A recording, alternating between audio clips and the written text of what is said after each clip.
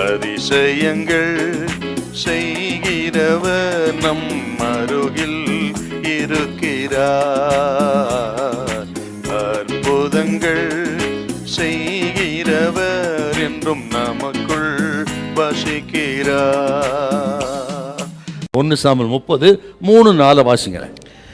தாவீதும் அந்த மனுஷரும் அந்த பட்டணத்திற்கு வந்தபோது இதோ அது அக்கினியினால் சுட்டரிக்கப்பட்டது என்றும் தங்கள் மனைவிகளும் தங்கள் குமாரரும் தங்கள் குமாரத்திகளும் சிறைப்படுத்திக் கொண்டு போகப்பட்டார்கள் என்றும் கண்டார்கள். அப்பொழுது தாவீதும் அவனோடு இருந்த ஜனங்களும் அழுகிறதற்கு தங்களில் பலனில்லாமல் போக மட்டும் சத்தமிட்டு அழுதார்கள். தாவீது பெலிஸ்திய தேசத்துல பெலிஸ்தியர்களுக்கு உதவி செய்கிறவரா இருக்கிறாருங்க. ஆகிஸ் ராஜா இடத்துல தஞ்சம் வந்து இந்த ஆகிஸ் ராஜாவுக்கும் பெலிஸ்தியர்களுக்கும் உதவி செய்து கொண்டிருந்தார்கள். இந்த பெலிஸ்திய தேசம் யாருடைய தேசம் கேட்டீங்கன்னா, கோலியாத்தை கொன்று போட்டார் பார்த்தீங்களா 1 சாமுவேல் 17. அந்த கோலியாத்தினுடைய தேசம் தாங்க பெலிஸ்திய தேசம். எதிரியின் தேசத்துல போய் குடியிருக்கிறாருங்க. குடியிருப்பது மட்டும் கிடையாது, அவர்களுக்கு உதவி செய்கிறாருங்க. தெய்வ பயமற்ற ஒரு ஜனம், தேவ ஜனத்துக்கு சத்ருவா இருந்தவர்கள், அவர்களுக்கு போய் உதவி செய்தாருங்க. விளைவு இருக்கிறது அனைத்தையும் இழந்துட்டாரு. பலனற்று போக மட்டும் அழுதார். ஏன்? தெய்வ பயம் இல்லாத ஜனத்துக்கு போய் அவர்களுக்கு உதவி செய்து தேவ திட்டத்தை அவர் மறந்து போயிட்டாருங்க. இன்னும் சொல்லுகிறேன், தாவீது அடுத்தவருடைய திராட்சை தோட்டத்தை காப்பாற்ற போனாருங்க.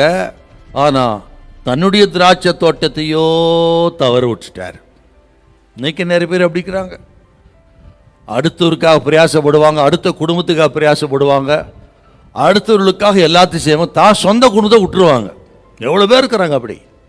இது கேட்குறவங்க முதல்ல உங்கள் சொந்த குடும்பத்தை பாருங்க. உங்கள் சொந்த குடும்பத்துக்கு செய்ய வேண்டிய காரியங்களை செய்யுங்க. அடுத்தவர்களுக்காக பிரயாசப்பட தப்பு கிடையாதுங்க.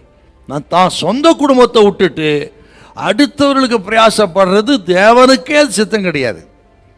தாவீது தெய்வ பயமற்ற பெலிஸ்தருக்கு உதவி செய்து தனக்குரிய எல்லாவற்றையும் அவர் இழந்து விட்டார். இதை உணர்த்தத்தான் இந்த நெருக்கடி அனுமதிக்கிறார்.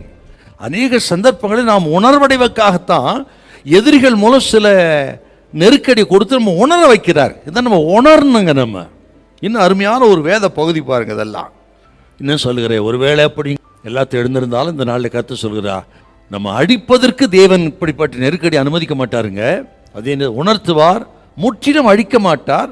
சத்துருக்கள் வெற்றி பெற விடவ மாட்டார்.